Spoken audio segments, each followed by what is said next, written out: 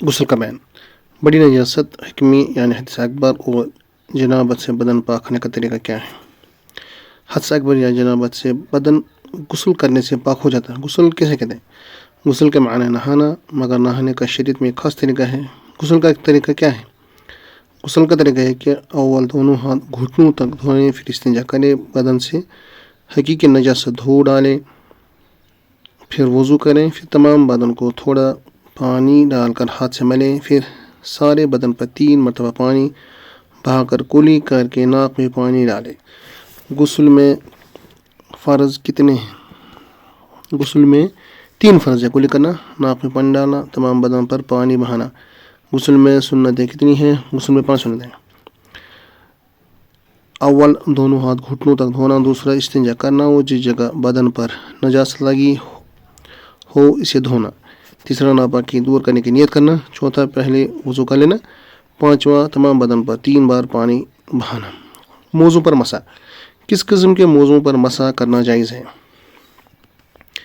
3 قسم کے موضوع پر مسح کرنا جائز ہے۔ اول چمڑے کے موزے جن سے پاؤں ٹخنوں تک چھپے رہیں، دوسرا وہ اونی سوتی موزے جس میں چمڑے کا تالا لگا ہوا ہو، تیسرا وہ اونی سوتی موزے جو اس قدر موٹے اور گاڑے ہوں کہ خالی موزے پہن کر 3-4 میل راستے چلنے سے نہ پھٹے۔ موضوع پر کب مسح جائز ہے؟ جب وضو کر کے یا پاؤں دھو کر موزے پہنے ہوں، پھر وضو ٹوٹنے کی حالت میں موزے پہنے ہوئے ہو۔ ایک دفعہ کے پہنے ہوئے موزوں پر کتنے دنوں تک مسح جائز ہے؟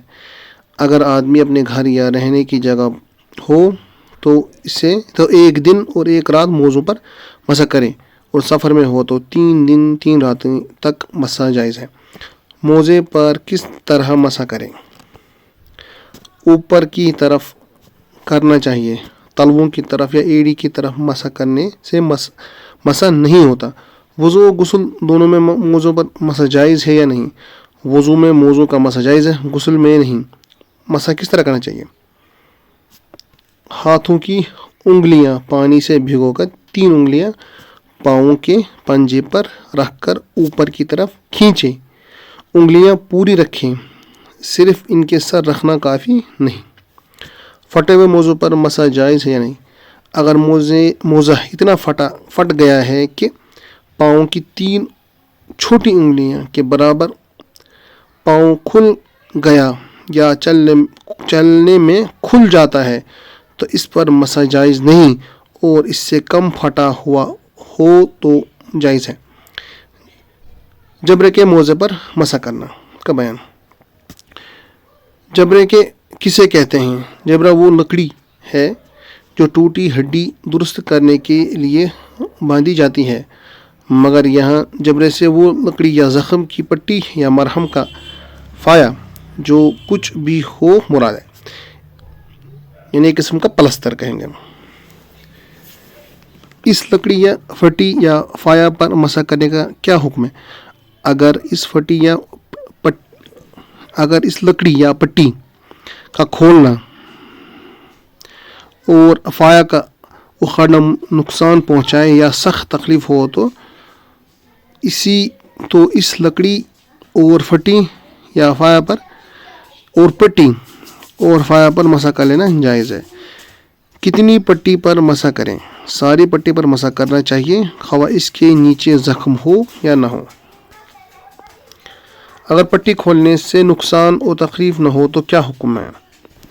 اگر زخم کو پانی سے دھونا نقصان نہ پہنچائے تو دھونا ضروری ہے، اور پانی سے دھونا نقصان پہنچائے لیکن مسح سے نقصان نہ ہو تو زخم پر مسح کرنا واجب ہے، اور جب زخم پر مسح کرنا بھی نقصان پہنچائے تو اس وقت پٹی یا فایا پر مسح کرنا جائز ہے۔ نجاست حقیقہ کا بیان۔ نجاست حقیقہ کی کتنی قسمیں ہیں؟ نجاست حقیقہ کی 2 قسمیں ہیں، ایک نجاست غلیظہ اور دوسرا نجاست خفیفہ۔ نجاست غلیظہ اور نجاست خفیفہ کسے کہتے ہیں؟ جو ناپاکی کی سخت ہو اسے نجاست غلیظہ کہتے ہیں، جو نجاست ہلکی ہو اسے نجاست خفیفہ کہتے ہیں۔ کتنی چیزیں نجاست غلیظہ ہیں؟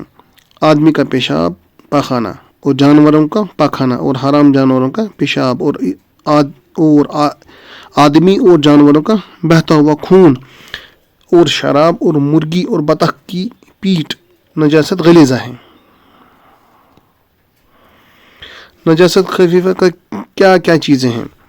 حلال جانور کا پیشاب اور حرام پرندوں کی پیٹ نجاست خفیفہ ہے۔ نجاست غلیظہ کس قدر معاف ہے؟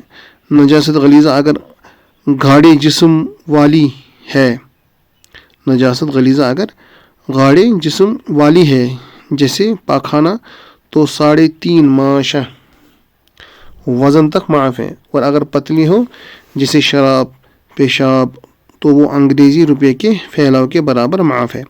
معاف ہونے کا مطلب یہ ہے کہ اگر اتنی نجاست بدن پر یا کپڑے پر لگی ہو اور نماز پڑھ لے تو نماز ہو جائے گی مگر مکروہ ہوگی، اور اگر قصدن ایسی نجاست اور قصدن اتنی نجاست بھی رکھنا جائز نہیں۔ نجاست خفیفہ کتنی معاف ہے؟ 1/4 کپڑے یا 1/4 عضو سے کم ہو تو معاف ہے۔ نجاست حقیقہ سے کپڑا یا بدن کس طرح پاک کیا جائے؟ نجاست حقیقہ چاہے غلیظہ ہو یا خفیفہ، کپڑے پر ہو یا بدن پر، پانی سے 3 نجاست حقیقہ چاہے غلیظہ ہو یا خفیفہ، کپڑے پر ہو یا بدن پر پانی سے 3 بار دھو لینے سے پاک ہو جاتی ہے۔ کپڑے کو تینوں دفعہ نچوڑنا بھی ضروری ہے۔ پانی کے سوا اور کسی چیز سے بھی پاک ہو سکتی ہے نہیں۔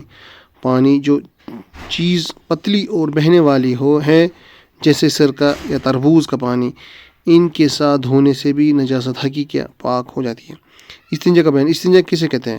پاخانہ یا پیشاب کرنے کے بعد جو ناپاکی بدن پر لگی رہے اس کے پاک کرنے کو استنجا کہتے ہیں۔ پیشاب کے بعد استنجا کرنے کا طریقہ کیا ہے؟ پیشاب کرنے کے بعد مٹی کے پاک ڈھیلے سے پیشاب کو سکھانا چاہیے، اس کے بعد پانی سے دو ڈھالنا چاہیے۔ پاخانے کے بعد استنجا کا کیا طریقہ ہے؟ پاخانے کے بعد مٹی کے 3 یا 5 ڈھیلوں سے پاخانے کے مقام کو صاف کریں، پھر پانی سے دو ڈالیں۔ استنجا کرنا کیسا ہے؟ اگر پاخانہ یا پیشاب اپنے مقام سے بڑھ کر ادھر ادھر نہ لگا ہو تو استنجا کرنا مستحب ہے۔ اگر نجاست ادھر ادھر لگ گئی ہو مگر 1 درہم کے برابر یا اس سے کم ہو تو استنجا کرنا سنت ہے، اور اگر 1 درہم سے زیادہ لگی ہو تو استنجا کرنا فرض ہے۔ استنجا کن چیزوں سے کرنا جائز ہے؟ مٹی کے پاک ڈھیلوں سے یا پتھر سے۔ استنجا کن چیزوں سے مکروہ ہے؟ ہڈی، لیت، گوبر اور کھانے کی چیزیں، کوئلے، کپڑے اور کاغذ سے استنجا کرنا مکروہ ہے۔ استنجا کس ہاتھ سے کرنا چاہیے؟ بائیں ہاتھ سے کرنا چاہیے، دائیں ہاتھ سے استنجا کرنا مکروہ ہے۔ السلام علیکم ورحمۃ اللہ۔ آگے آئندہ انشاءاللہ۔